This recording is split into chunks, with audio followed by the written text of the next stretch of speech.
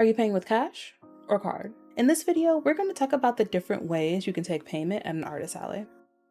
Most vendors took cash and card, and then some additional options are PayPal, Venmo, Zelle, Cash App, and kind of like those peer-to-peer services in general. The easiest one to do is cash, of course. You would just get some money from your bank. Definitely bring ones because that's where the change starts to build up. When you're dealing with cash transactions, what I saw a lot of different vendors do have like a little cash box on them, or they'll have a fanny pack or something that they can keep secure and do the transaction. The second common payment method was taking card, and most people had Square readers to do card transactions. You can request a free reader from them, a small little adapter that you can connect to your phone, usually through the charge port, and it's going to enable you to take card transactions. So only if you're going to swipe it, and that gives your customers another option to pay for the items that they want instead of cash. Now, at these events, people do tend to take out more cash than they normally would hold on their person, just because they know it's going to be a little bit easier to pay in cash than it will be to pay with a card. As far as reader goes, you can get the free simple one from Square. You can pay extra money for different types of readers. They have a small one that's like no bigger than a sticky note, and it lets you take tap transactions and chip as well. They have a slightly bigger one, and this one has like a little screen on it. It's connected to like a base, and it lets you take swipe, chip, and tap transactions. Those are just kind of the main three that I saw throughout the convention. And with people who were extra or have more bulkier items that they sell with their merch, they had the full-blown register or something close to it. One thing that I discovered that was pretty cool is that phones also have the capability of taking tap transactions.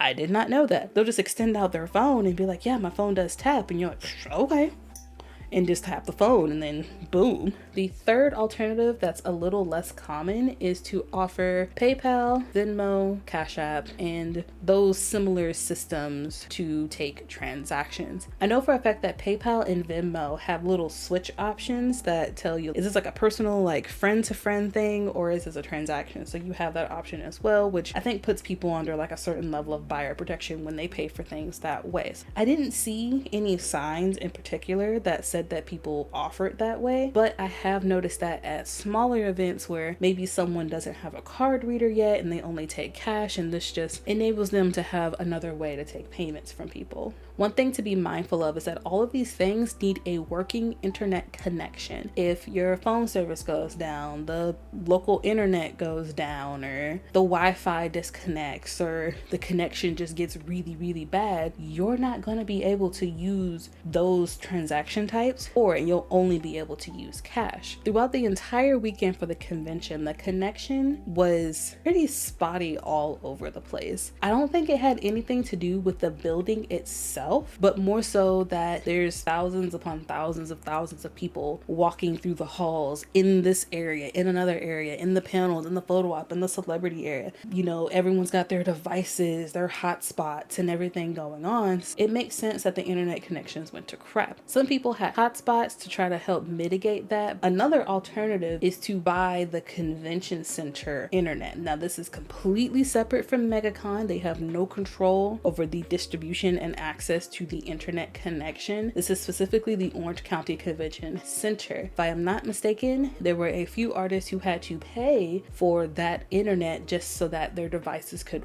work. They said it cost about $80 a day for one device. $80 a day for one device. And who knows, the connection might be strong enough and it might be worth the investment, but I will let you use it at your discretion. That's just the internet price for that particular location. Oh, another thing, if you're gonna bring cash with you, please keep it safe, keep it in a fanny pack, keep it in a lockbox. Do not leave that money overnight. Bring it with you. Do not trust the security. Not to say that the security will steal something from you, but more than like just from the sheer scale of the event, how many tables they would have to watch over, there's a possibility that some of your things could get stolen, specifically the money bag, the cash envelope, the cash box, whatever. So be sure to bring that money with you when you leave the venue. Please, please, please do not leave it overnight. You will run the risk of it getting stolen. This video is a part of a series where I covered the different aspects of the MegaCon Artist Alley so that you can be more prepared on your art business journey. The next video is a compilation of all the artist interviews done through this series so